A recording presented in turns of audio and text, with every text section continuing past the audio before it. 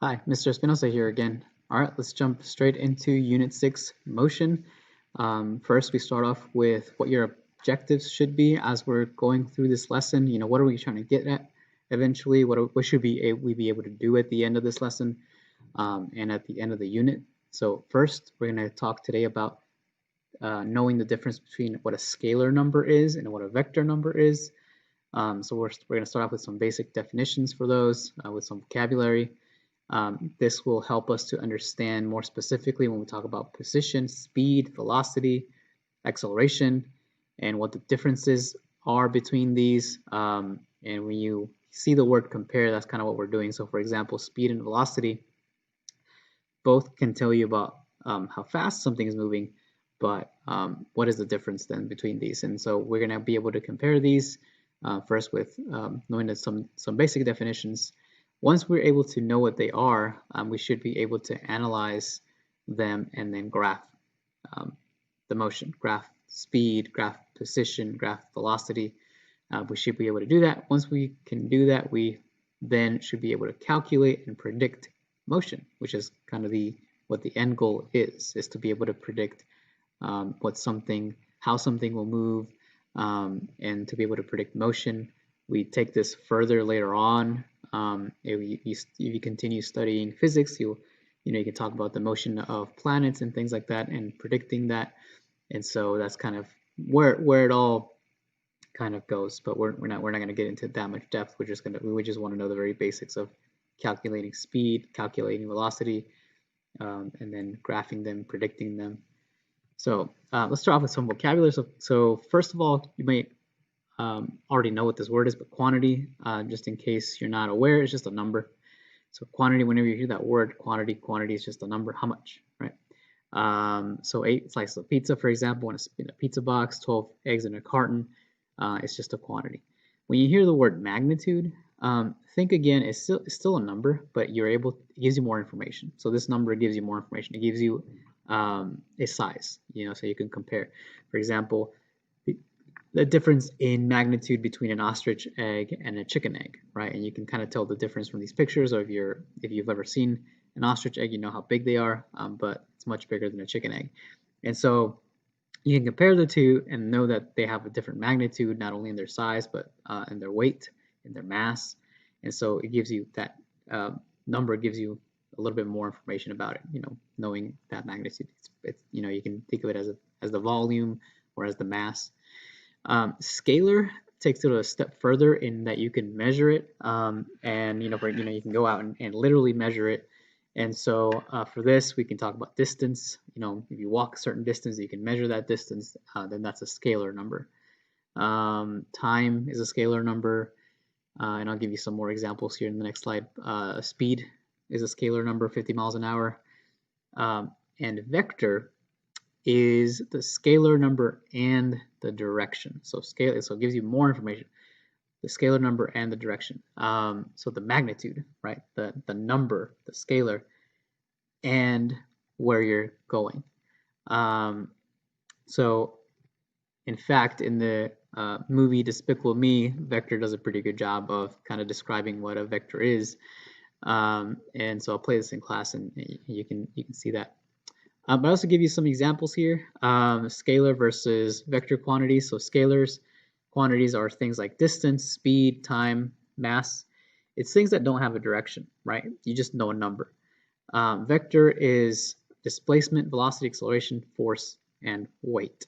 And so the next two definitions, and you might already be familiar with one of these. Well, actually, before we even get into that, I'm going to give you an opportunity to tell me whether these quantities here are vectors or scalars, and you're going to answer this in the pair deck. But once you're done with that, we're going to get into these two definitions between distance and displacement, and what the difference is, and why there has to be a difference, and why we learned those first few vocabulary words before we get to these, which these are actually the ones that you need to know for the unit. But distance gives you a number, right? It gives you a magnitude. And since we can measure that, you can think of it as a scalar number, as a scalar quantity, right? The number. And you can measure the total distance that something travels. But if you want to be very, very, very specific, and we do when it comes to measuring position, when it comes to measuring speed and velocity later on, acceleration, force, we want to be very, very specific about initial position and final position. So we have another word for length, for distance, that's more specific, and that's the word displacement. And displacement just means, oh, I want to know the where I started, and I want to know where I ended, and I want to know the length. I want to know the length, and I want to know what direction I went in. Okay, so it's two major pieces of information. Not only the length from initial position to final position, but what direction you went in. And so to get displacement, you have this triangle symbol is a delta. It just means change, right? Change in position. Obviously, you know, if you start moving, then you've changed your position. And so to get displacement, you do your final position minus your initial position. That's going to give you a number, right? So if I start at my position 0 and I walk 10 meters, right? 10 minus 0, my final position is 10. Initial position was 0. 10 minus 0 is 10, right? And so I've traveled 10 meters. But with displacement, I also need to tell you what direction I went in. So I would have to say I traveled 10 meters east, right?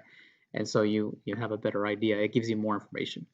And so for when you encounter problems with displacement, you're going to notice that they give you a direction, north, east, south, west, and it's going to be very, very helpful for you to actually draw where you start, where you end, and to draw arrows. And vectors, that's another big characteristic.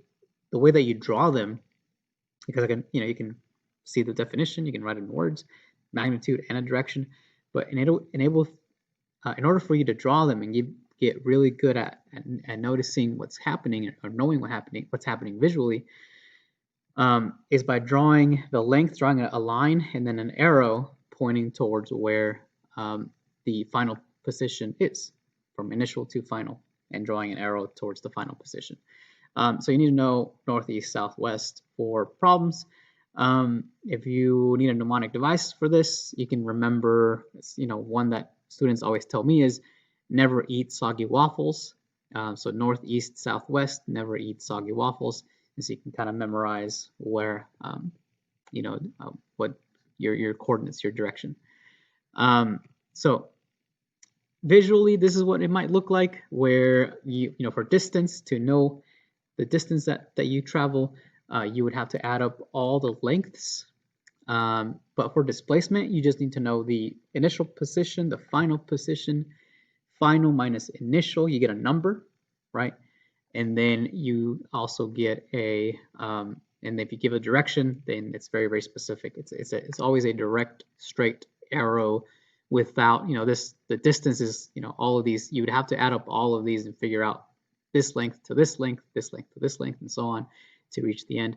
Whereas displacement is just you can measure from the initial to the final, and that is your length, and then your for example, this arrow is pointed down and to the right, or in other words, southeast, right? And so that's the direction for that arrow. So I'm going to give you some time to do some examples. I'll do this example with you in class, and then you're going to do a pair deck where you give me your answer. But let's work through this example together. So bell rings to dismiss you from first period, and then you travel down A hall for 50 meters before turning right on E hall and walking 60 meters. Finally, you turn right to C hall and travel 40 meters until you reach your next class. What is your total distance that you traveled? Well, to get distance, you just add up all the numbers. That's all you do. So you just add 60, or 50, 60, 40. It doesn't really matter what order you add them in. We're just talking about adding numbers. And so 50, 60, 40, and then you get your number, which is 150. So you've traveled 150 meters, and that's all you need. So for distance, 60, 50, 40, you get 150 meters, and that's your distance. Now, if you want to be more specific, and you got to be very, very careful when you read problems with distance, and then when you read problems for displacement, because distance is very, very easy. Just add up all the lengths. But when you get to displacement, you have to know, and this is the practice problem that you're going to do for distance. But when you get to displacement, you have to know your final position and your initial position, and then sometimes that actually makes the problem much easier. And so as I'm reading this, and this looks like a long problem, I would, for most practice problems or for most actual problems or homework problems that I get for this, I would actually draw it. In fact, I need to draw this. Even me now, I can't just visualize everything, especially if it's a word problem that's very long. So I encourage you that you have to draw this. In fact, if you're in class, obviously, then I'm gonna be very hard on you on this. You have to draw this, otherwise, you kind of lose track of what you're doing.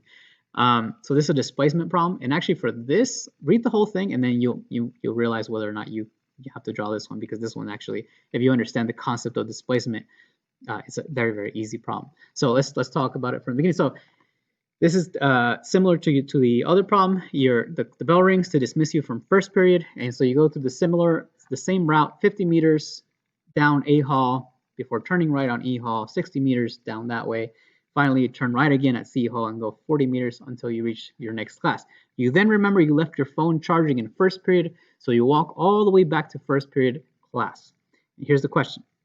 What is the total displacement you walked from when the bell rang to when you got back to your phone? Now think about that for a minute, because for displacement, it's very specific of where you start and where you end. What's the final position? What's the initial position? And so if you think about this problem, you're back to where you started initially, right? So even though that whole trip may have taken you, I don't know, 6 or 7 minutes, that's still at the end of the 6 or 7 minutes, you're going to end up in the same position that you were at the beginning, which is that first period class, right? And so as far as displacement is concerned, you have not traveled. You're at 0 meters. You're at where you started. And so that's displacement. Displacement is a direct length from initial to final, and then a distance. You're going to try out this practice problem, and I'll read this one with you and kind of get you started thinking about what you need to do. First of all, when you do these problems, again, draw. Always draw this. Draw your arrows. So a deer walks 1,300 meters east to a creek, and then 500 meters west to a berry patch for dinner, and before running 300 meters west again when startled by a loud raccoon. What is the deer's displacement? So to get your length, again, you have to figure out where the deer started and draw this. Where did the deer start? Where did the deer end up at? Where did they end up at? So actually draw this out and figure this out.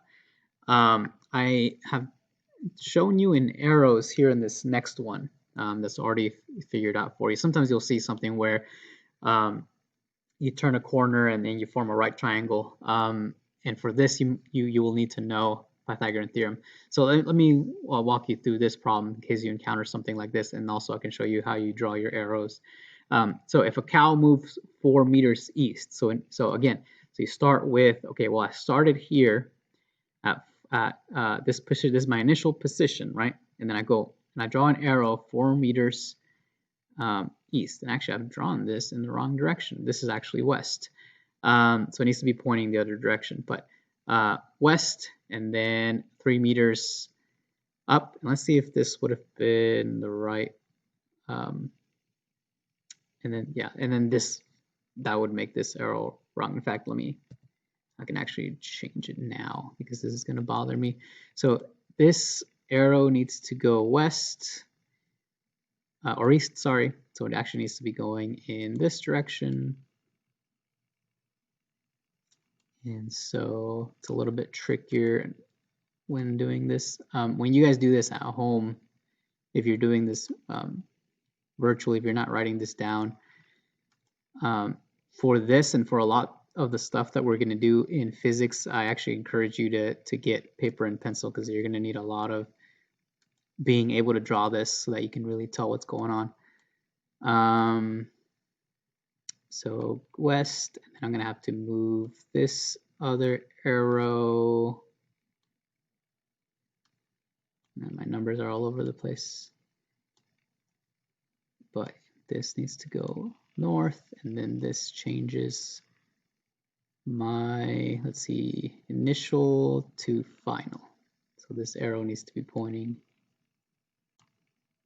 north, east.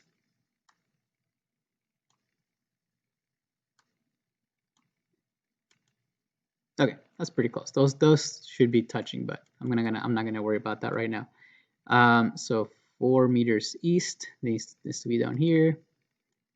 3 meters north, this needs to be there, and then 5 meters is going to be what my solution is.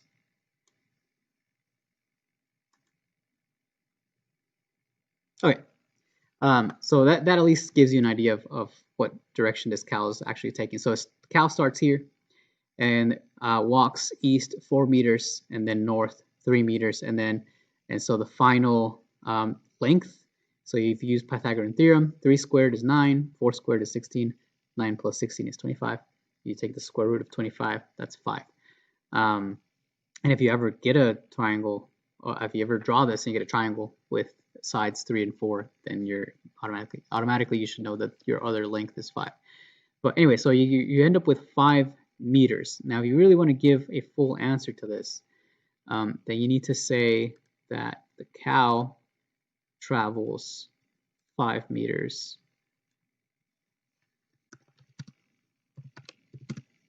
Traveled 5 meters northeast.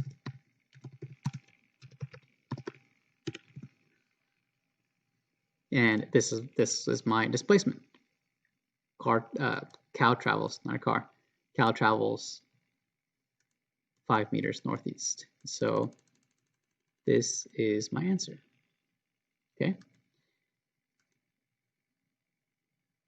All right, so that's the difference between distance and displacement. And for this, always draw it out so you can really get a good idea. Let's get into speed. So speed, again, is a scalar quantity. Speed is just, and we talk about average speed. Average speed is just the total distance that something travels. And to get that, you need to add up all the total distance, all the distances traveled, and then you just divide that by the time, right? This is referred to very commonly as how fast an object is moving. And so to get speed, you do distance, you divide it by the time, and you will get what speed is. Now, if you want to know what time is, you can use this other formula: time equals distance divided by speed, or you can use, or if you want to know distance, then you do distance equals speed times time. So you just rearrange this formula depending on which variable you're not given in a problem, right? But if you're given length, if you're given time, then it's just speed equals distance divided by time. So here's an example. Chuck the hungry squirrel travels 4 meters east and 3 meters west in search of the entire trip. Search of let's apply food. Yeah, an acorn. The entire trip takes 14 seconds. What is Chuck's average speed? And so here's your solution. First of all, just add up all of your distances. And then for this, 4 meters east and then 3 meters west in search of the entire, okay. And again, since this is a scalar quantity, we're just going to add up the distances. So, we're not going to focus on what's my initial position, what's my final position. That's going to come in handy when we talk about velocity. But when we talk about average speed, we're just going to add up all the distances, and then we're going to divide that by the time. Okay? So Chuck the hungry squirrel travels 4 meters east and 3 meters west in search of an acorn. The entire trip takes 14 seconds. What is Chuck's average speed? So again, we add up the distance, 4 plus 3, and then we divide it by the time, 14 seconds. So you end up with 7 meters divided by 14 seconds. So you end up with 0.5 meters per second. And so that's the squirrel's average speed, right? How long it took the squirrel to get to 7 meters is an average of 0.5 meters per second. Okay? And so that's speed. When we get into velocity, and so you're going to do your own problem. When we get into velocity, we do want to know, okay, what's the final position? What's the initial position? And so velocity is speed in a direction. So that's the difference. So velocity also will tell you how fast something is going, but it also tells you what direction that object is going. You know, a car going down the highway at 50 miles an hour, all you know about that car is just it's going down the highway at 50 miles an hour, right? But if you know that you travel 50 miles an hour north for, let's say, 2 or 3 hours, then in the real world, you're going to end up, you know, from Dallas, you're going to end up in Oklahoma, right? And so that gives you more information. So velocity is how fast something is moving, but also the direction that that object is moving in. So to keep constant velocity, you need to keep the same speed and you need to keep the same direction, because whenever you turn, whenever a car turns, it actually is changing direction, right? So you're changing the velocity too. So keep that in mind. As you turn, you're changing also the velocity. And another thing that we're going to talk about later on is turning and what that causes in terms of acceleration. And so when you turn, you're actually accelerating. That's why you feel that, you know, whenever you're turning, you feel that push or pull that you feel when you, for example, when you initially start a car and you accelerate, you feel that, you know, push. Whenever you press on your brake, you also feel it. And then when you turn, you also feel it. So in those scenarios, you're changing your velocity, which means you're actually accelerating. But we'll get into more detail on that later on. But right now, you need to know that velocity is speed and direction, what direction you're going in. Velocity changes not only with the change in speed, but at the change in direction also. And so to get to velocity, to get to the formula, you need to know the final position minus the initial position, and then divide that by the time. If your speed, and here's the third bulletin point, this is where it comes in. If your speed remains constant, but you're turning, or let's say, you know, for example, if you're going around a racetrack or something, and you're just constantly turning, but you're keeping the same speed, you're still changing your position, right? You're changing your position, you're changing your displacement, right? Because you're changing your direction. And so to get velocity at a specific instance, you would need to know, or, you know, between whatever times you want to find out, you need to know a final position and initial position, get that length, and then get a direction, and then if you divide that by the time, you get your velocity during that interval. Okay, and later on we'll do practice with this, but first we're going to do practice with distance, displacement, and speed, and I'll see you next time for what comes next.